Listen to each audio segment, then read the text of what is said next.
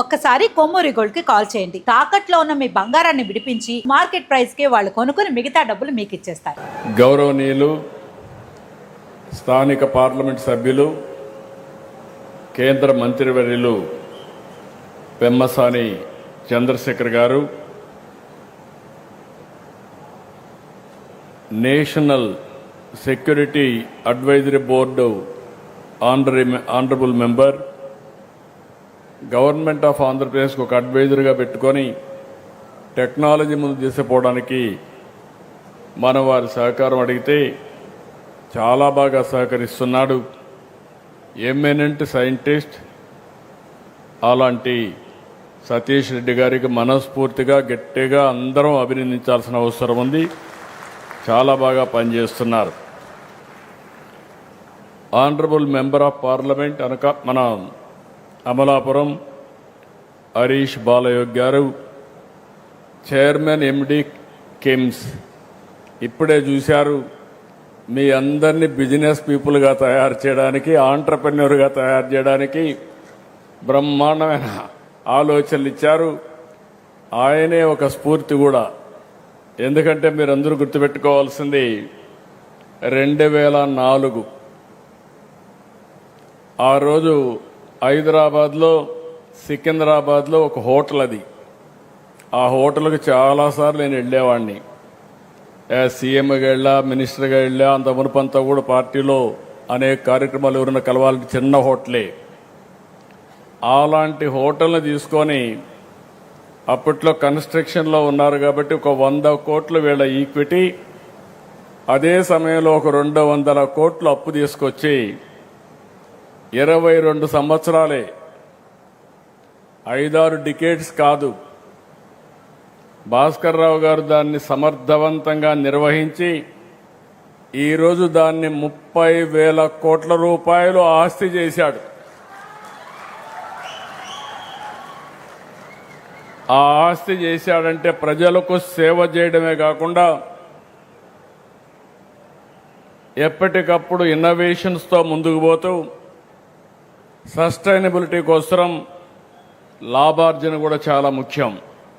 నేను అందుకే ఒక మాట చెప్తాను, ఏదైనా పెట్టుబడి పెట్టినప్పుడు పెట్టుబడికి వడ్డీ కూడా రాకపోతే, అప్పులు కూడా తిరిగి కట్టకపోతే తిరిగి అప్పు కూడా ఇవ్వరు, ఆస్తులు కూడా జప్తు చేస్తారు. అదే కానీ ఎప్పటికప్పుడు ఆంటర్ప్రెన్యూర్గా ఉండి దాన్ని ముందుకు తీసుకుపోయి మళ్ళీ కానీ మనం కానీ చేయగలిగితే సంపద సృష్టించడం చాలా సులభం. అలాంటి సంపద సృష్టించడానికి దారి చూపినటువంటి భాస్కర్ రావు గారిని మనస్ఫూర్తిగా అభినందిస్తున్నా. ఎక్కువ టైం తీసుకున్నా చాలా చక్కగా చెప్పాడు.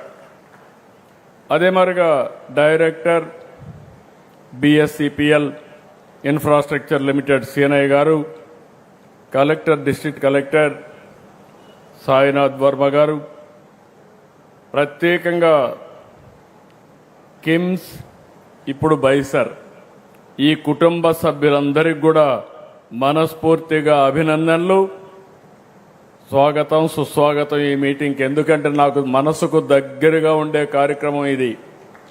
అమరావతి అభివృద్ధి కావాలంటే చాలామంది పారిశ్రామికవేత్తలు ముందుకు రావాల్సిన అవసరం ఉంది. అలాంటి ఈరోజు మీరు చూసినప్పుడు Bollineni institute of skill development and research, ఇప్పుడే ఆయన ఒక విజన్ కూడా ఇచ్చారు భాస్కర్ రావు గారు.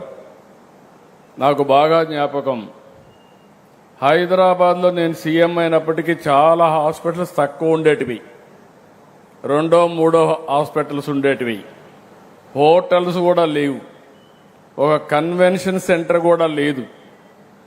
అక్కడి నుంచి నేను టెంట్లు వేసి సిఐఐ కాన్ఫరెన్స్లు పెట్టేవాడిని. అదే సమయంలో నేను హైదరాబాద్ని ఒక హెల్త్ హబ్గా తయారు చేయడానికి ఆ రోజు కోడెళ్ల శివప్రసాదరావు గారు హెల్త్ మినిస్టర్గా ఉంటే గల్ఫ్ పంపించేవాడిని. అక్కడి నుంచి వస్తే టూరిజం అభివృద్ధి అవుతుంది, ఆరోగ్యానికి కూడా హైదరాబాద్ కేంద్రంగా అవుతుందని చెప్పి ఆ రోజు ఆలోచించాం. అక్కడి నుంచి మీరు చూస్తే ఈరోజు నేను గర్వంగా చెప్పగలుగుతున్నా, దేశానికి మెడికల్ హబ్గా హైదరాబాద్ తయారైందంటే ఆ రోజు వేసిన ఫౌండేషను, దానికి సహకరించినటువంటి కిమ్స్ లాంటి మేనేజ్మెంట్లు అని చెప్పి కూడా నేను మీకు తెలియజేస్తున్నా. ఈరోజు మనందరం కూడా బైజర్ అమరావతి గడ్డపై నుంచి ఇది ఒక వినూత్నమైన ప్రయోగం. విద్యా వైద్యంలో తిరుగులేని స్థానంలో ఉండాలి. ఇప్పుడే ఎక్స్ప్లెయిన్ చేశారు. 25 ఎకరాల్లో చేపడుతున్నారు. ఇది 23 ఎకరాల్లో కాలేజీ ఏర్పాటు చేస్తారు. ఇందులోనే స్కిల్ కూడా సెంటర్ కూడా ఎస్టాబ్లిష్ చేస్తారు. నా దగ్గరికి ఫస్ట్ టైం భాస్కర్ రావు గారు వచ్చి మాట్లాడారు.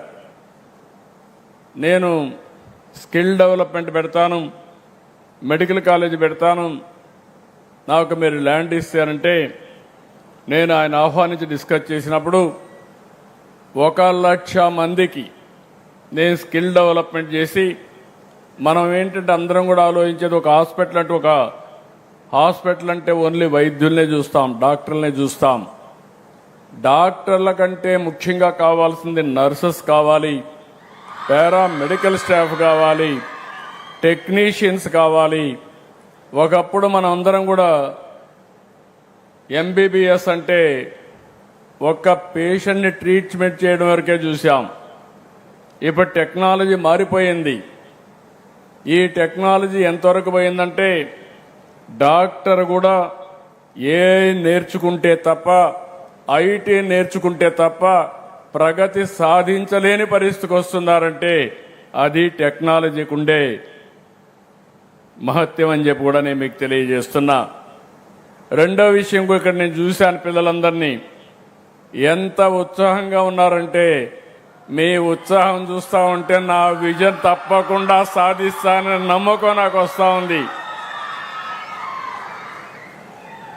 23 నెలల కంటే ముందు ఈ రాష్ట్రంలో ఒక అరాచకం, ఒక విధ్వంసం,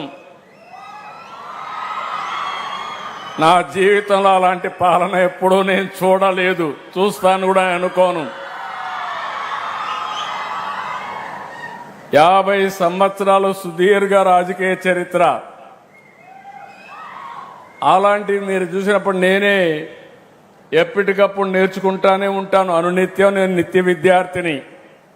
ఇప్పుడు భాస్కర్ రావు గారితో మాట్లాడినప్పుడు ఒక మాట అంటే, నా మైండ్లో నా కంప్యూటర్లు ఎక్కించుకున్నాను. 1,00,000 ఉద్యోగాలు మా పిల్లలకి ఇవ్వాలనేది నా ప్రగాఢమైన ఆలోచన. మా ఆఫీసర్లు చెప్తే ఒకటే మాట చెప్పాను, మీరు బిజినెస్ రూల్స్ చూస్తారు, నేను పిల్లల భవిష్యత్తు చూస్తాను, మీకు నాకు ఇదే తేడా అని కూడా నేను చెప్పాను. ఇప్పుడు వారు ఒక మాట అంటే నేను చెప్పాను, 0 డేట్ ఈరోజే స్టార్ట్ అయింది. పక్కనే సీనయ్య కూడా ఉన్నాడు. మేము చేస్తాం సార్ అన్నారు. కాదు, ఇదే రోజు 2027 ఇక్కడికి వస్తా, ఇనాగరేషన్ చేస్తున్నా. ఇనాగరేషన్ డేట్ కూడా ఫిక్స్ చేశాను. No option. ఎప్పుడు కూడా నేను ఎక్కడ పోయినా కూడా పెద్ద పెద్ద ఫ్యాక్టరీస్, గూగుల్ మొన్నే ఫౌండేషన్ వేసాం. ఫౌండేషన్ వేస్తే వాళ్ళు సెప్టెంబర్ అంటే కాదు, ఆగస్టు 15 మంచి రోజు, స్వాతంత్రం వచ్చిన రోజు. గూగుల్ కూడా ఆగస్టు 15 కంటే ముందు ఇనాగరేషన్ చేయాలని 2028 ఆగస్టు 15 కంటే ముందే గూగుల్ విశాఖపట్నంలో ఆపరేషన్లు ప్రారంభిస్తుంది. ఆర్సెలర్ మిత్తల్ పెద్ద స్టీల్ ప్లాంట్, ఆయన కూడా వచ్చినప్పుడు నేను ఒకటే చెప్పాను, నువ్వు 5 ఏళ్ళు 10 ఏళ్ళు కాదు, ప్రపంచంలోని best technology company, biggest company, నాకు కావాల్సింది 2028 డిసెంబర్ లోపల ఫేజ్ 1 పూర్తి చేయాలని ఆదేశాలు ఇచ్చా. చేస్తున్నామని చెప్పి కూడా నేను మీకు తెలియజేస్తున్నా. నేను ఎప్పుడు కూడా ఫౌండేషన్ వేయడానికి, రిబ్బన్లు కట్ చేయడానికి నేను సిద్ధంగా లేను. నేను వచ్చినప్పుడే ఎవరైతే పెట్టుబడి పెడతారో, ఏ రోజు ఓపెన్ చేస్తారో చెప్తే దాని మీద నేను మాట్లాడతానని చాలా స్పష్టంగా చెప్పా. కృష్ణయ్య గారికి చెప్తున్నా, భాస్కర్ రావు గారు చెప్తున్నా, మీకు ఏ పర్మిషన్లు కావాలన్నా ఆటో పైలట్లు ఇచ్చే బాధ్యత మాది, దాన్ని అమలు చేసే బాధ్యత మీది. మెడికల్ అండ్ హెల్త్లో చాలా అవకాశాలు ఉన్నాయి. మనం ప్రపంచానికి లీడర్స్గా తయారయ్యే అవకాశం వస్తుంది. అయితే ఒక డాక్టర్లే కాకుండా దీనికి అనుబంధంగా ఉండే అన్ని విషయాల్లో మనం దీనికి శ్రీకారం చుట్టాల్సిన అవసరం ఉంది. ఇక్కడ మనం చూస్తే 500 పడకల సూపర్ స్పెషాలిటీ వైద్య సేవలు కార్పొరేట్ స్థాయిలో ఇవ్వడానికి ముందుకొచ్చారు. ఇంకొక పక్కన ఇక్కడ మనం కట్టే దానిపైన దగ్గర 250 medical seats, MBBS seats, 1000 non medical paramedical పట్టభద్రుల్ని, ఇంకొక 1000 మంది ట్రైనీస్ని కూడా సిద్ధం చేయబోతున్నారు. నర్సింగ్ 150 మంది పిల్లలకి ట్రైనింగ్ ఇస్తారు. డెంటల్ 50, ఫిజియోథెరపీ 50, న్యూట్రిషన్ సైన్సెస్ 50, ఇలాంటివన్నీ చూస్తే ఒక 5000 మందికి పెట్టుకున్నారు. నేను వారిని లాస్ట్ టైం చెప్పింది నాకు జ్ఞాపకం ఉంది. స్కిల్ డెవలప్మెంట్ కింద పక్కనే వినుకొండ ల్యాండ్ ఉందన్నారు, కానీ దానికి కొన్ని సమస్యలు ఉందన్నారు. మీరు ఏం చేసుకుంటారో నాకు తెలియదు. మీరు ఇచ్చిన 1,00,000 మందికి ఆంధ్రప్రదేశ్ నుంచి వైద్య సేవలో సేవలు అందించే సిబ్బందిని తయారు చేసే బాధ్యత మీది. దానికి ఏం కావాలో మీరు చేయండి, నేను సహకరిస్తా. ప్రపంచంలో ఎక్కడైనా కానీ డాక్టర్లున్నా, ఎక్కడైనా నర్సెస్ కానీ అనుబంధంగా ఉండేవాళ్ళుంటే ప్రతి ముగ్గురులో ఒకరు ఇక్కడ తయారు కావాలి, అమరావతిలోనే తయారు కావాలి. మా పిల్లలు ఆ విధంగా కూడా ముందుకు పోవాల్సిన అవసరం ఉంది. మీ అందరికీ ఒకటే హామీ ఇస్తున్నా, పిల్లలు మీరు గుర్తుపెట్టుకోవాలి, నేర్చుకునే వయసు మీకు ఇది. ఓసారి మీరందరూ అనుకుంటారు అన్ని మాకు తెలుసు అనుకుని అసలు చదువు కూడా మానేస్తూ ఉంటారు. This is the best age మీ అందరికీ. టెక్నాలజీ బాగా హ్యాండీగా వచ్చింది. అమరావతిలో క్వాంటమ్ వ్యాలీకి వెళ్తున్నాం. నేను ఫస్ట్ క్వాంటమ్ అంటే ఎవరికి అర్థం కాలేదు. అంటే ఈరోజు మనం కంప్యూటర్లో సూపర్ కంప్యూటర్లు చూసాం. సూపర్ కంప్యూటర్లకి సూపర్ కంప్యూటింగ్ కెపాసిటీ ఉండేది క్వాంటమ్ అని చెప్పి కూడా నేను మీకు తెలియజేస్తున్నా. ప్రపంచంలో 5-6 ప్లేసుల్లోనే ఉన్నాయి, 5-6 కంట్రీస్లోనూ ఉన్నాయి. అలాంటిది ఇక్కడ రావాలని సంకల్పం చేశాం. IBM, TCS, L&T ముగ్గురు కలిసి ఇమ్మీడియట్గా వర్క్ కూడా స్టార్ట్ చేశారు. అమెరికాలో కంప్యూటర్ ఉంది, అది బయలుదేరి వస్తే డిసెంబర్ కంతా భారతదేశంలో మొట్టమొదటి క్వాంటమ్ కంప్యూటర్కు చిరునామాగా అమరావతి తయారవుతుంది. ఇది అయిన తర్వాత నేను ఒకసారి మాట్లాడితే చాలా మంది ముందుకు వచ్చారు. సార్ ఎక్కడి నుంచో మనం కంప్యూటర్లు తెప్పించడం ఏంటి, మేమే అమరావతిలో తయారు చేస్తామని వచ్చారు. నేను కూడా ఆశ్చర్యపోయాను. వచ్చిన తర్వాత ఇప్పుడు ఒక నమూనా తయారు చేశారు, 5 క్యూబిట్స్. మనకు వచ్చేది 153 క్యూబిట్స్ వస్తుంది. ఇప్పుడు 5 తయారు చేశారు. 5 తయారు చేసి 50 తయారు చేయడం స్కేలింగే. ఇప్పుడు దానికి కూడా సిద్ధమవుతున్నాం. 2 సంవత్సరాల్లో ప్రపంచానికి క్వాంటమ్ కంప్యూటర్లు మన అమరావతి నుంచి సరఫరా చేయబోతున్నాం. అది మన యొక్క తెలివితేటలు. ఇంకొక పక్క నేను గ్రీన్ హైడ్రోజన్ వ్యాలీ అన్నాను. ఈరోజు ప్రధానమంత్రి గారు కూడా ఒక పిలుపిచ్చారు. ఆ పిలుపు మీరు చూస్తే ఎక్కడో జియో పొలిటికల్ సిచ్యువేషన్, ఇరాన్లో యుద్ధం, ఇరాన్ అమెరికా యుద్ధం మన దేశంలో సమస్యలకు నిలయమైంది.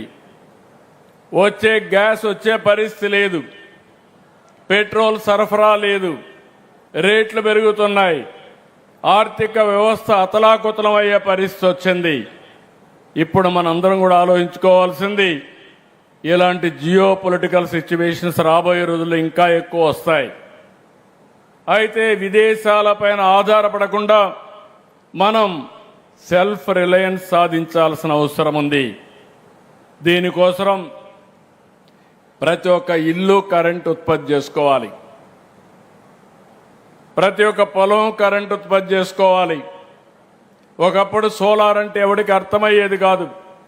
15 సంవత్సరాల కంటే ముందు నేను ఒక మాట చెప్పాను, భవిష్యత్తులో సోలార్ రెవల్యూషన్ వస్తుంది, రెన్యూవల్ ఎనర్జీ వస్తుంది, ₹1.50 నుంచి ₹2 కరెంటు ఉత్పత్తి చేసే శక్తి మనకు వస్తుందంటే ఎవరు నమ్మలేదు. ఈరోజు నేను గర్వంగా చెప్పగలుగుతున్నా, ₹2.40కు 50 పైసలకి యూనిట్ కరెంట్ ఉత్పత్తి చేసే పరిస్థితికి వచ్చాం. మొట్టమొదటిసారిగా మీరు చూస్తే కరెంటు రేట్లు పెంచడం మానేసి కరెంటు రేట్లు తగ్గించే పరిస్థితికి వచ్చాం. గడచిన 5 సంవత్సరాలు 19-24 32,000 కోట్ల రూపాయలు పెంచారు. దగ్గర 9 సార్లు పెంచారు. నేను వస్తానే ఒకే మాట చెప్పాను, కరెంటు ఛార్జీలు పెంచనని చెప్పి కరెంటు ఛార్జీలు పెంచకుండా ఉన్న ప్రభుత్వం ఈ యొక్క ఎన్డీఏ ప్రభుత్వం అని చెప్పి కూడా నేను మీకు తెలియజేస్తున్నా. మీ దగ్గర నుంచి నాకు సహకారం కావాలి. ఎందుకంటే నేను 4,660 కోట్ల రూపాయలు ట్రూ అప్ ఛార్జెస్ అని అదనపు భారం వేసి అది కూడా ఈ ప్రభుత్వం అబ్జర్వ్ చేసి ఆ డబ్బులు కలెక్ట్ చేయకుండా చేశాం. ₹5.20 ఆవరేజ్ యూనిట్ కాస్ట్ ఉండేది ప్రొక్యూర్మెంట్లో, అది 30 పైసలు తగ్గించాం, ₹4.90కు వచ్చాం. 5 ఏళ్లలో డిపార్ట్మెంట్కి ఒకటే టార్గెట్ ఇచ్చాను, ఇన్నోవేషన్. అదే మరి టెక్నాలజీ అడాప్షన్, గ్రీన్ ఎనర్జీ కానీ, అదే మరి ఇంకో పక్కన మీరు చూస్తే విండ్ కానీ, పంప్డ్ స్టోరేజ్ కానీ, బ్యాటరీ అన్నిటికి పోయి ₹30 కరెంటు ఛార్జీలు, మినిమం ₹20 2029కి యూనిట్ కాస్ట్ తగ్గించేదానికి శ్రీకారం చుట్టాం. ఇది అసాధ్యమంటే కాదు, ఇది సాధ్యం నిరూపించే సత్తా ఈ ప్రభుత్వానికి ఉందని మరొకసారి మీకు తెలియజేస్తున్నా. ఇలాంటివి అనేక విషయాల్లో మేము ముందుకు పోతున్నాం. ఇక్కడ మీకు ఒకటే కోరుతున్నా, ఈరోజు ఇక్కడికి వచ్చిన దాన్ని ప్రపంచం కూడా అనేక మార్పులు వస్తున్నాయి. ఈరోజు మీరు ఒకసారి చూస్తే కొన్ని దేశాలు ఏజింగ్ సమస్యలతో సతమతం అవుతా ఉంది. డాక్టర్ల కంటే నర్సెస్కి ఎక్కువ డిమాండ్ ఉంది. మీరు ఆ విషయం పిల్లలు గుర్తుపెట్టుకోవాలి. ఈరోజు డాక్టర్లు ఎంత సంపాదిస్తున్నారో భవిష్యత్తులో మా నర్సులు కూడా అంతే సంపాదించే రోజులు దగ్గరున్నాయి. దీనికి కావాల్సింది మీలో స్కిల్స్ ఉండాలి, సాఫ్ట్ స్కిల్స్ కూడా అవసరం. ఒక మనిషిని మెప్పించే గుణం భారతీయులకు ఎక్కువగా ఉంది. నేను అందుకే ఎప్పుడు చెప్తా ఉంటాను, ప్రపంచంలో చాలా దేశాలు ఉన్నాయి కానీ ప్రపంచం మొత్తం ఆమోదించే ఏకైక దేశం భారతదేశం. ప్రపంచంలో అందరూ మెచ్చుకునే దేశస్థులు భారతీయులు అని చెప్పి కూడా నేను మీకు తెలియజేస్తున్నా. ఇక్కడ ఇప్పుడే భాస్కర్రావు గారికి ఒక మాట చెప్పాను, మీరు ఇక్కడ స్కిల్తోనే వీళ్ళకి లాంగ్వేజ్ కూడా నేర్పించాలి. ఏ దేశంలో ఎక్కువ డిమాండ్ ఉందంటే ఇప్పుడు మనం చూశాను, జపాన్, జర్మనీ, అనేక దేశాల నుంచి అడుగుతున్నారు. ఒకప్పుడు వాళ్ళు ఎవరిని అలో చేసేవాళ్ళు కాదు, ఇప్పుడు వాళ్ళందరూ మనపైన ఆధారపడుతున్నారు. అలాంటప్పుడు మీరు ఆ భాష నేర్పిస్తే నేరుగా వీళ్ళు అక్కడికి పోతే ఆటోమేటిక్గా ఉద్యోగం రావడమే కాకుండా చాలా కంఫర్టబుల్గా ఉండే పరిస్థితి వస్తుంది. ఇది కూడా మీరు చేయాలని చెప్పి నేను మిమ్మల్ని కోరుతున్నా. ఇంకో పక్కన ఈరోజే నేను చూశాను, దృష్టి అనే పేరుతో ఏ ఆధార గ్లాసెస్ తయారు చేశారు. ఎవరైతే అంధులున్నారో ఆ అందులు ఇమ్మీడియట్గా అది పెట్టుకోగలిగితే చాలా వరకు వాళ్ళకు మామూలుగా అన్ని కనపడి వాళ్ళ యాక్టివిటీస్ అని దైనందిక కార్యక్రమాలు కూడా చేసే పరిస్థితి వస్తుంది. ఇది అవుతానే డెమాన్స్ట్రేట్ చేస్తాం. ఇప్పుడు ఇక్కడ గుర్తుపెట్టుకోవాల్సింది మీరందరూ కూడా చాలా స్పష్టంగా రోజులు మారాయి, టెక్నాలజీ పెరిగింది. నేను కూడా దీనికి ఒక ప్రయత్నం చేస్తున్నా. ఆంధ్రప్రదేశ్ రాష్ట్రంలో మేము 20,000 కోట్ల రూపాయలు బడ్జెట్ ఖర్చు పెడుతున్నాం ఆరోగ్యం కోసం. దీనికోసం నేను ఆన్లైన్లో సంజీవని ఒక ప్రాజెక్టు తీసుకొచ్చాను. రాష్ట్రంలో ఉండే ప్రతి ఒక్కరి హెల్త్ రికార్డ్స్ అన్నీ ఆన్లైన్లో ఉంటాయి. అక్కడి నుంచి అందరూ పనిచేసే సిబ్బంది కూడా ఆన్లైన్లో ఉంటారు. అక్కడి నుంచి ప్రతి ఒక్కరికి ప్రివెంటివ్ హెల్త్కి వెళ్తున్నాం. భాస్కర్ రావు గారిని కూడా ఒకటి కోరుతున్నాం, మీ హాస్పిటల్లో మీ పేషెంట్ని మీరు ట్రీట్మెంట్ ఇచ్చి డబ్బులు వసూలు చేయడమే కాకుండా వాళ్లకు ఆరోగ్యం పైన తీసుకోవాల్సిన జాగ్రత్తలు ప్రివెంటివ్ హెల్త్ గాని మీరు చేయగలిగితే that is the biggest contribution for the country. దానికి మీరు శ్రీకారం చుట్టాలి.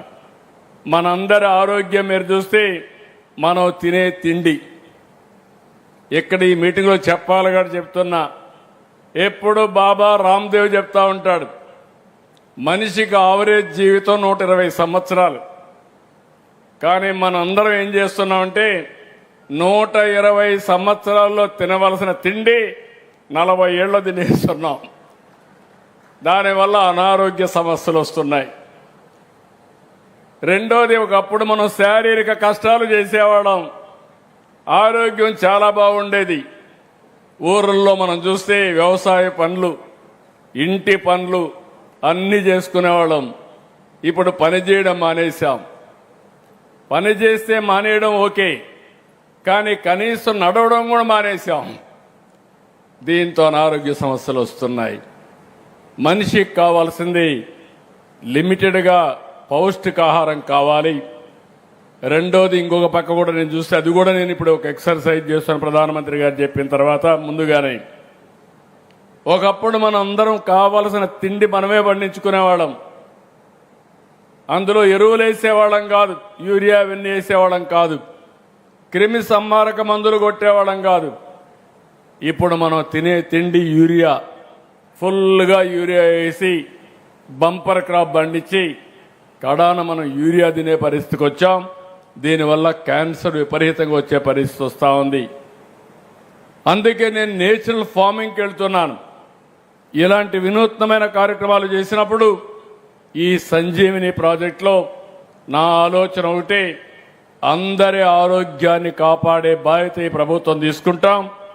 దీనివల్ల ఎక్కడికక్కడ మీరు ఒకసారి చూసినప్పుడు ఇది కానీ నేను సక్సెస్ చేయగలిగితే నా హెల్త్ బడ్జెట్ తగ్గుతుంది. సంవత్సరం పెరుగుతూ ఉంది. అదే సందర్భంలో ప్రజల ఆరోగ్యం కూడా చాలా వరకు దిగజారిపోయే పరిస్థితికి వచ్చింది. దీనికోసం ఈ ప్రాజెక్ట్ని ప్రపంచంలో ఉండే అందరినీ మేధావులు ఇన్వాల్వ్ చేస్తున్నా, ప్రపంచానికి ఒక నమూనాగా ఆంధ్రప్రదేశ్ నుంచి మనం ఇచ్చే పరిస్థితికి వచ్చాం. ఇక్కడే మీరు గుర్తుపెట్టుకోవాలి, హాస్పిటల్ కూడా net zero. Hyderabad was a brown field city. 2 సిటీసులు ఉండేటివి హైదరాబాద్లో, ఒక పక్క సికింద్రాబాద్, ఒక పక్క హైదరాబాద్. నేను వచ్చిన తర్వాత సైబరాబాద్ నిర్మాణానికి శ్రీకారం చుట్టాను, నాలెడ్జ్ ఎకానమీకి శ్రీకారం చుట్టా, స్ట్రాంగ్ ఫౌండేషన్ వేసా. ఈరోజు దేశంలో highest per capital income Telangana రాష్ట్రం, మోస్ట్ లివబుల్ సిటీ హైదరాబాద్. కానీ ఈరోజు నేను ఆలోచించేది భవిష్యత్తులో హైదరాబాద్ ప్లస్ అమరావతి. హైదరాబాద్ కంటే మెరుగైన సిటీ అమరావతి తయారవుతుంది. ఇక్కడ అన్ని వస్తువులు ఉన్నాయి. మొట్టమొదటిసారిగా ఇక్కడే రైతాంగాన్ని అభినందిస్తున్నా. ఒక స్ఫూర్తిదాయకంగా ముందుకు వచ్చారు. ప్రపంచంలో ఎక్కడా జరగలేదు. 29,000 మంది రైతులు 33,000 ఎకరాల భూమి స్వచ్ఛందంగా ముందుకొచ్చి ల్యాండ్ పూలింగ్ లో ఇచ్చారంటే ఇది ఒక చరిత్ర. ఈ రాష్ట్రం బాగుండాలి, మా పొలాల్లో రాజధాని రావాలి, రాష్ట్రం బాగుండి మేము కూడా బాగుపడాలని కలలు కన్నారు. ఇబ్బంది పడ్డారు. మీ కలలు ఇబ్బంది పడినా అమరావతిని రక్షించుకున్న మిమ్మల్ని అభినందిస్తూ తప్పకుండా రాబోయే రోజుల్లో మీ భవిష్యత్తుకు అండగా నిలబడే బాధ్యత ఈ ప్రభుత్వం తీసుకుంటామని కూడా మీ అందరికీ హామీ ఇస్తున్నా. ఇప్పుడు ఇక్కడే చూస్తే చాలా మందిగా హామీ ఇస్తున్నా. ఇప్పుడు ఇక్కడ ఒక హాస్పిటల్ వచ్చింది. ఇక్కడ ఈ హాస్పిటల్ ఉందంటే ఇక్కడుండే వాళ్ళకి ట్రీట్మెంట్ ఇవ్వడానికే కాదు, దేశం మొత్తం ఇక్కడికి వస్తారు. ప్రపంచంలో చాలా దేశాల నుంచి ఇక్కడికి వస్తారు. అలాంటప్పుడు ఇంటర్నేషనల్ ఎయిర్పోర్ట్ కూడా ఉండాలి. ఇంటర్నేషనల్ ఎయిర్పోర్ట్ ఒకటే చాలదు, ఎన్నో హోటల్స్ కూడా రావాలి, ఎన్నో ఎడ్యుకేషనల్ ఇన్స్టిట్యూషన్స్ కూడా రావాలి. ఇవన్నీ రావాలంటే ఇక్కడ కూడా మనం గుర్తుపెట్టుకోవాల్సింది చిన్న సిటీతోనే లాభం లేదు. నేను ఆ రోజు హైదరాబాద్లో ఒకటి ఆలోచించాను. ఈ 3 సిటీలు ఏర్పాటు చేసిన తర్వాత చిన్న చిన్న మున్సిపాలిటీలు 9 ఉంటే ఆ 9ని అనుసంధానం చేస్తూ 165 కిలోమీటర్ల ఔటర్ రింగ్ రోడ్డు తీసుకొచ్చాం. బేగంపేట ఎయిర్పోర్ట్ ఉంటే ఆ ఎయిర్పోర్ట్లో కొంత ట్రాఫిక్ పెంచి శంషాబాద్ ఇంటర్నేషనల్ ఎయిర్పోర్ట్ తీసుకొచ్చాం. వీటన్నిటి వల్ల ఆ సిటీ బ్రహ్మాండంగా ముందుకు పోయే పరిస్థితి వచ్చింది. ఇప్పుడు ఇక్కడ కూడా మనం ఆలోచించాల్సింది, ఇక్కడ ఉండే రైతాంగం గుర్తుపెట్టుకోవాలి. నిన్న ఫేజ్ 2కు నేను ఒక పిలిపిస్తే రైతులు ముందుకొచ్చారు. ఇక్కడ రైతాంగానికంతా సిటీ ఎంత అభివృద్ధి అయితే మీ భవిష్యత్తు అంతా ముందుకు పోయే అవకాశం ఉంటుంది. ఈ విషయం మనం గుర్తుపెట్టుకోవాల్సిన అవసరం ఉంది. ఒక ఇన్నర్ రింగ్ రోడ్ రావాలి. ఇప్పుడు ఒక్క ఫ్లైఓవర్ వేస్తే ఆ ఫ్లైఓవర్ ఓపెన్ చేస్తేనే మన అమరావతికి వచ్చిన వాళ్ళు చెప్పే మాటలు చూస్తే చాలా బ్రహ్మాండంగా ఉందనే పరిస్థితి వచ్చారు. ఇలాంటి ఒక 10-15 ఫ్లైఓవర్లు కానీ కృష్ణా పైన వస్తే ఈ అమరావతి ఏ స్థాయిలో ఉంటుందో ఒక్కసారి ఊహించుకోమని కోరుతున్నా. అదే నేను కలలుగంటున్నా. తప్పకుండా చేసి చూపించే బాధ్యత రాబోయే 20 సంవత్సరాల్లో ప్రపంచంలోనే ఒక మేటైన నగరంగా మన అమరావతి తయారవుతుందని మరొకసారి మీ అందరికీ విజ్ఞప్తి చేస్తున్నా. ఎందుకు ఈ మాట వాడుతున్నానంటే ఇది ఒక ఫ్యూచర్ సిటీగా రావాలి. నేను ఒక అమరావతి పైనే శ్రద్ధ పెట్టడం లేదు. విశాఖపట్నం ఇప్పటికే విశాఖపట్నం విశ్వ నగరంగా తయారయ్యే పరిస్థితి వచ్చింది. రెండోది రాయలసీమ. రాయలేని సీమ రత్నాల సీమని మనం మాట్లాడుకుంటున్నాం. ఈ మధ్య రాళ్ల సీమగా మారిపోయిందని బాధపడే పరిస్థితికి వచ్చాం. ఇక్కడే సతీష్ రెడ్డి గారు ఉన్నారు, పూర్తిగా సహకరించారు. ఈ నెల 15వ తారీఖున ఫైటర్ జెట్స్ ని తయారు చేసి ఆమ్కా ప్రాజెక్టు పుట్టపర్తి కేంద్రంగా ప్రారంభోత్సవం చేస్తున్నాం. ప్రారంభంలో 15,000 కోట్లు కానీ 1,00,000 కోట్ల రూపాయలు పెట్టుబడితో ఏరోస్పేస్ హబ్ గా అమరావతి మన అనంతపురం జిల్లా హిందూపూర్ జిల్లా పరిస్థితి తయారయ్యే పరిస్థితి వచ్చింది. రాయలసీమ ఒక టెక్నాలజీ హబ్ గా తయారవుతుంది. తిరుపతిలో స్పేస్ సిటీ వస్తా ఉంది. కర్నూలులో డ్రోన్ సిటీ వస్తా ఉంది.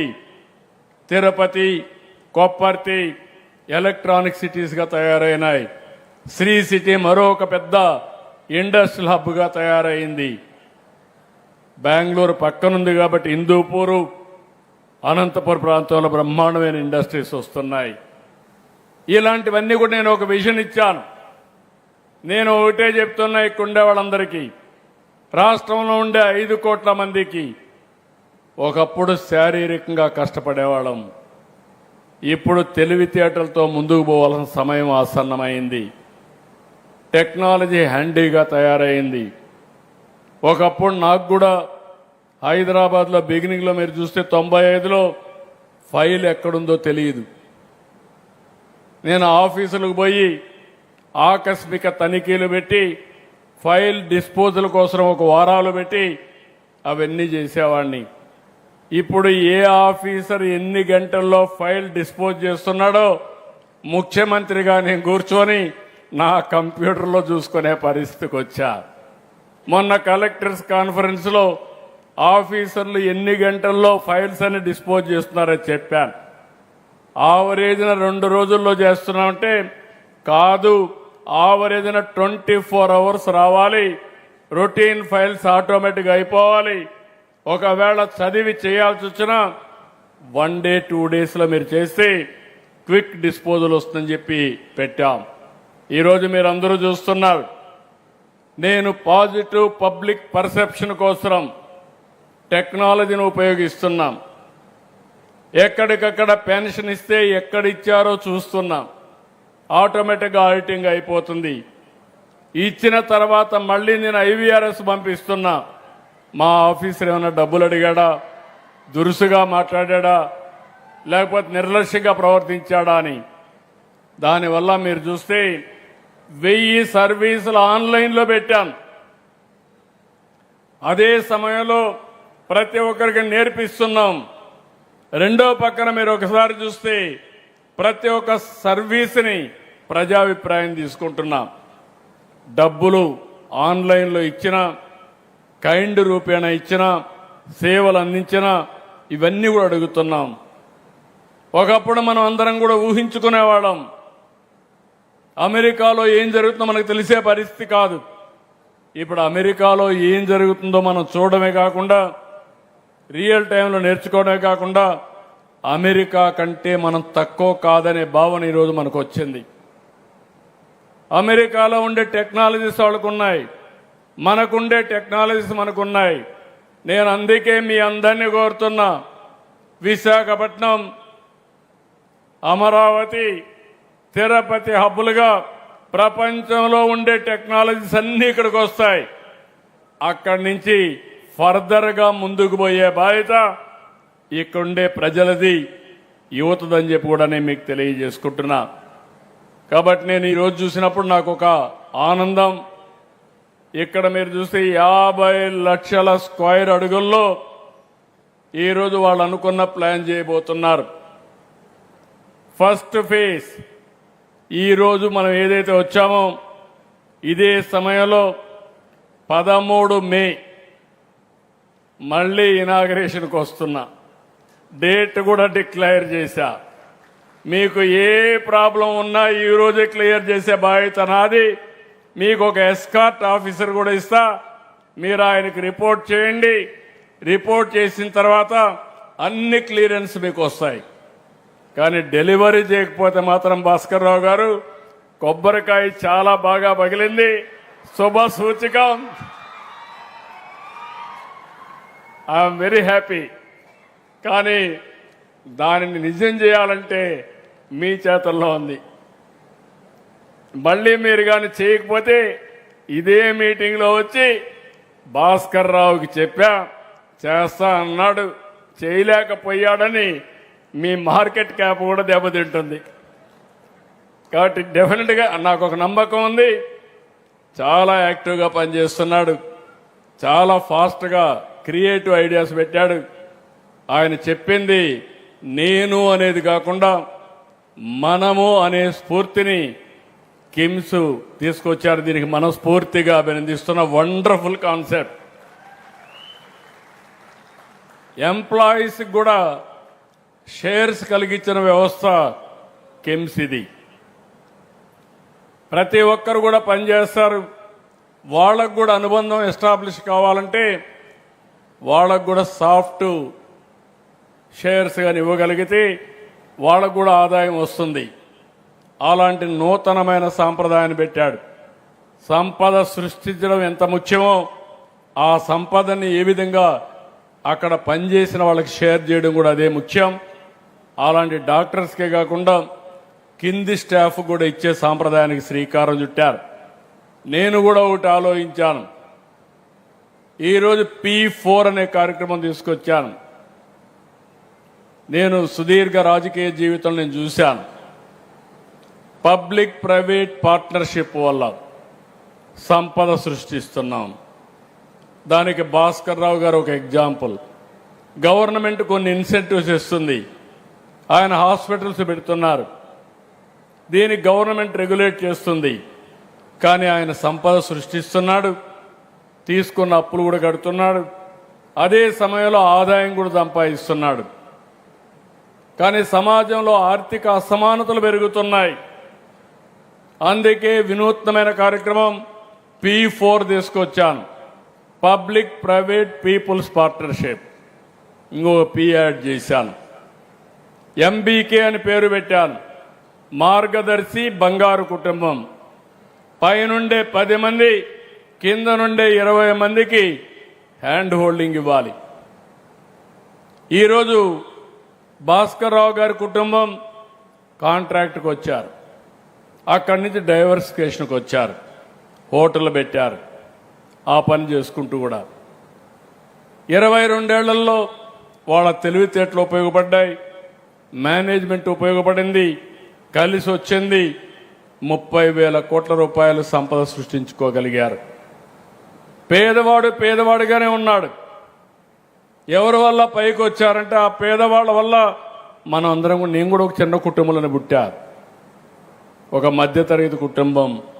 మా నాన్న కూడా వ్యవసాయం చేసేవాడు, కష్టపడి పైకి వచ్చా.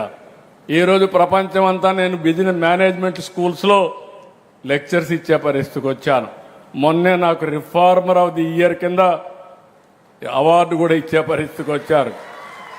నేను మామూలుగా ఏ అవార్డు ఒప్పుకునేవాడిని కాదు, ఇది ఒప్పుకున్నా. దానికి కారణం ఏంటంటే ఈ పేరు చెప్తే 10 మంది వచ్చి పెట్టుబడులు పెడతారు. ఇప్పుడు వచ్చిన పెట్టుబడి కంటే అదనంగా పెట్టుబడి వస్తుందని దీన్ని కూడా యాక్సెప్ట్ చేసే పరిస్థితికి వచ్చారు. అందుకే మీరు చూస్తే 23 నెలల్లో 23 లక్షల కోట్ల రూపాయలు పెట్టుబడులు వచ్చాయి. ఈ పెట్టుబడులన్నీ అయిపోతే 23 లక్షల మందికి ఉద్యోగాలు వస్తాయి. ఇప్పుడు భాస్కర్ రావు గారు చెప్పినట్టు 1,00,000 మంది ఉద్యోగాలు కానీ ఒక్క మెడికల్ ఫీల్డ్లో ఆయన తయారు చేయగలిగితే, లేకపోతే 1,00,000 మంది యువతకు అవకాశాలు కల్పించగలిగితే, that is a additional bonus. నా ఉద్దేశం ప్రతి ఒక్కరికి ఎంప్లాయ్మెంట్ ఉండాలి. అదే మరి ఆర్థిక అసమానతలు తగ్గాలి. ఆర్థిక అసమానతలు తగ్గించడానికి P4 అనేది ఒక ఆయుధం. నేను ఏది కూడా ఒకసారి సంకల్పం చేస్తే దాన్ని జయప్రదం చేసే వరకు ముందుకు తీసుకెళ్తాం. ఈ ఆర్థిక అసమానతలు తగ్గించి అందరికీ మెరుగైన జీవన ప్రమాణాలు ఇవ్వగలిగితే అదే నిజమైన ప్రజాస్వామ్యం. అట్లా కాకుండా కొంతమంది కోటీశ్వరులు, చాలామంది నిరుపేదలుంటే అది సమాజానికి కూడా మంచిది కాదు. అందుకే భాస్కర్ రావు గారిని కోరుతున్నా, మీ హాస్పిటల్లో ఉండే వాళ్ళందరినీ సంపద సృష్టించడమే కాకుండా P4 కింద ఒక 5,000 10,000 కుటుంబాలు బయట వాళ్ళని అడాప్ట్ చేసుకుని ఆ 10,000 మందిని పైకి తీసుకురండి. అది నిజమైనటువంటి స్ఫూర్తి అవుతుంది. ఆ స్ఫూర్తిలో కూడా మీరు కూడా భాగస్వాములు కావాల్సిందిగా మనస్ఫూర్తిగా కోరుకుంటూ, ఇక్కడ రైతాంగానికి ఒక ఆఫర్ ఇచ్చారు, చాలా మంచి ఆఫర్ ఇది. రైతుల్ని శాశ్వతంగా గుర్తుండాలి, వీళ్ళ స్ఫూర్తిని మనం గుర్తుపెట్టుకోవాలి. ఇదే విధంగా అందరం కానీ వాళ్ళ స్ఫూర్తిని గుర్తుపెట్టుకుంటే మిగిలిన రైతులు కూడా ముందుకు వస్తారు. ఇంతవరకు ఎక్కడా ఈ ప్రయోగం సక్సెస్ కాలేదు.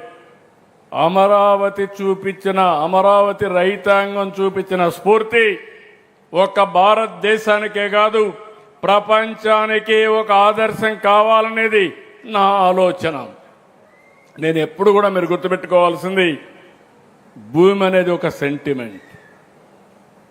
భూమి లేకపోతే అభివృద్ధి లేదు. హైదరాబాద్ని ఎయిర్పోర్ట్ కట్టాలనుకున్న ఆ రోజు 5,000 ఎకరాలు కావాలి. చాలా మంది ఎగతాళి చేశారు, 5,000 ఎకరాల ఎయిర్పోర్ట్ కని. నేను ఆ రోజు కూడా చెప్పా, నేను అవసరమైతే 500 ఎకరాల్లో కట్టగలుగుతాను, లేకపోతే 100 ఎకరాలు కూడా ఒక ఎయిర్ స్ట్రిప్ వేయగలుగుతాను. కాదు, నా విజన్ వేరే, మీరే చూస్తారని చెప్పాను. 5,000 ఎకరాలు అక్వైర్ చేశాం. ఆ రోజు ఒక మాట చెప్పాను, ఇక్కడ మీరు భూమి ఇస్తున్నారు, నేను లిబరల్గా మీకు కాంపన్సేషన్ ఇస్తా. పక్కనే భూమి కొనుక్కోండి. భూమి విలువ పెరుగుతుంది, పెట్టుబడులు పెట్టే అవకాశాలు వస్తాయి. పెట్టుబడులు పెట్టండి. ఇన్ని రోజులు వ్యాపారాలు చేశారు, ఇంతవరకు వ్యవసాయం చేశారు, ఇప్పుడు వ్యాపారాలు చేసేది నేర్చుకోమన్నా.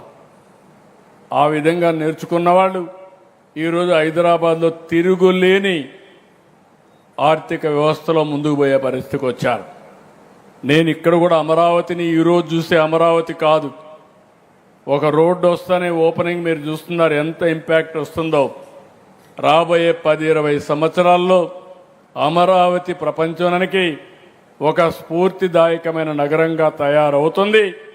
ఇప్పటి నుంచి మీ ఆలోచన విధానం కూడా మారి ఏ స్ఫూర్తి అయితే మీరు చూపించారో రేపు ఇదే స్ఫూర్తితో మీరు ముందుకు పోయి మీరు కూడా బాగుపడితే మిమ్మల్ని అందరూ కూడా ఫాలో అయ్యే పరిస్థితి వస్తారని చెప్పి కూడా నేను మీకు తెలియజేస్తున్నా. ఫైనల్గా ఒక మంచి ప్రయోగానికి ఈరోజు మనందరం శ్రీకారం చుట్టాం. ఎలాంటి పెట్టుబడిదారులు కూడా రావాలి, డిఫరెంట్ ఫీల్డ్స్లో రావాలి. అల్టిమేట్గా నా ఆలోచన ఒకటే, 1 ఫ్యామిలీ 1 ఆంటర్‌ప్రెన్యూర్. ఈరోజు ఇక్కడ చదువుకున్న వ్యక్తులు వ్యాపార దృష్టి కూడా ఆలోచించుకోవాలి. రేపు రాబోయే రోజుల్లో మెడికల్ ఫీల్డ్లో ఆంటర్‌ప్రెన్యూర్లుగా తయారు కావాలి. ఇప్పుడు నేను భాస్కర్రావు గారిది ఒక ఎగ్జాంపుల్ చెప్పాను.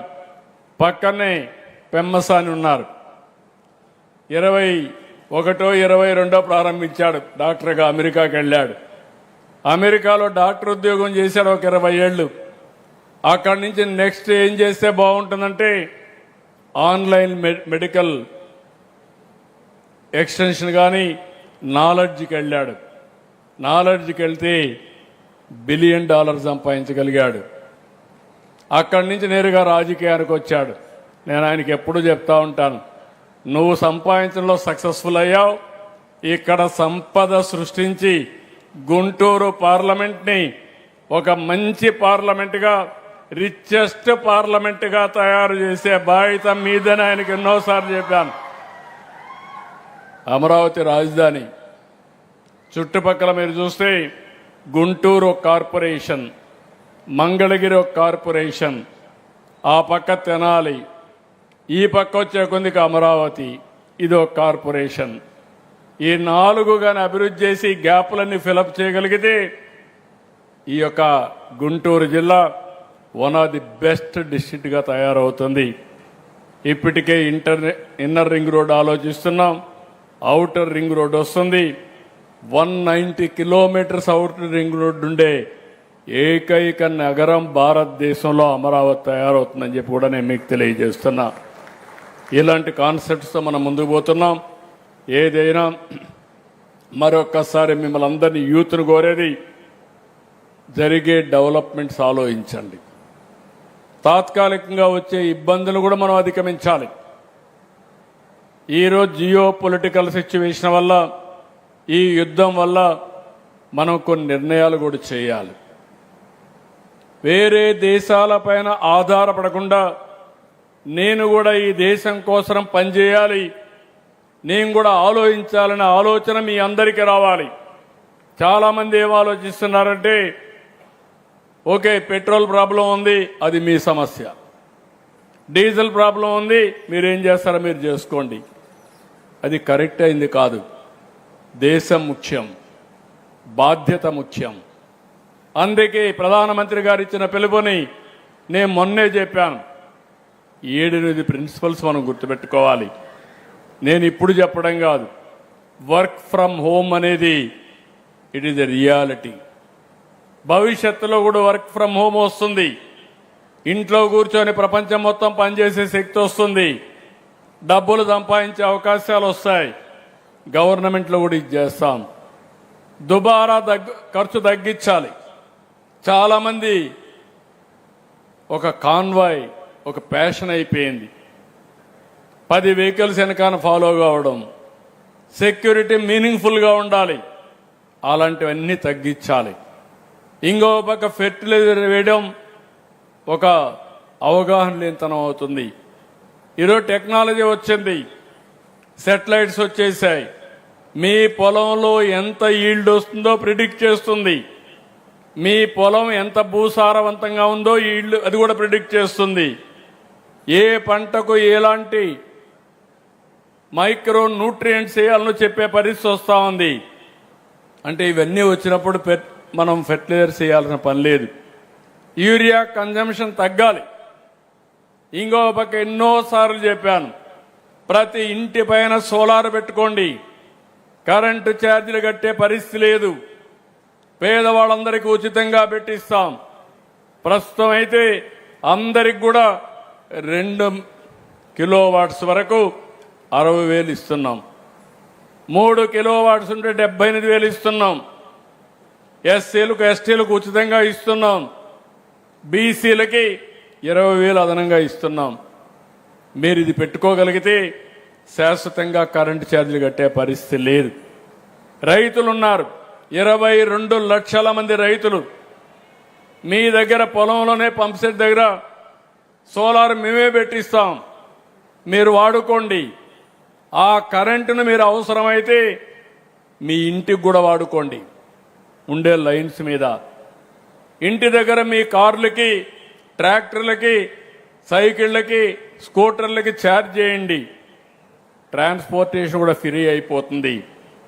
అంటే నేను చెప్తే ఇంకా నమ్మకాలు రావడంలా, నమ్మకాలు వచ్చినా ఆలోచించడం లేదు. నేచురల్ ఫార్మింగ్లో 20 లక్షల ఎకరాలకు వెళ్ళాం. ఈళ్లు తగ్గలేదు, ఆదాయం పెరిగింది. ఈ విధంగా మనం అన్ని రంగాల్లో మనం ఆలోచించే సమయం వచ్చింది. అన్నెసరీ ఎక్స్పెండిచర్, ప్రధానమంత్రి గారు ఇంకొక మాట కూడా చెప్పారు, ఫారిన్ టూర్స్ అన్ని కట్ చేయమన్నారు. తప్పకుండా కట్ చేయాలి. అమెరికానో ఆస్ట్రేలియాలోనో లేకుంటే ఇంకో దగ్గర హాలిడేకి పోతున్నారు. దానికంటే బ్రహ్మాండమైన ప్లేసెస్ అరకుకు పోతే కాశ్మీర్ కంటే బ్రహ్మాండంగా మన అరకు వ్యాలీ ఉంది. బ్యూటిఫుల్ ప్లేసెస్ మీకు కావాలంటే పాపికొండలకు వెళ్తే పోలవరం నుంచి దానికంటే మించిన ప్లేస్ నేను ప్రపంచంలో ఎక్కడా చూడలేదు. గండికోటకి వెళ్తే గ్రాండ్ కెనన్ కంటే బాగా ఉంటుంది. ఇలాంటి ప్లేసెస్ అని మనం పెట్టుకొని ఇప్పుడు రేపు రాబోయే రోజులు గోవా టూరిజం కోసం మనం పోతున్నాం.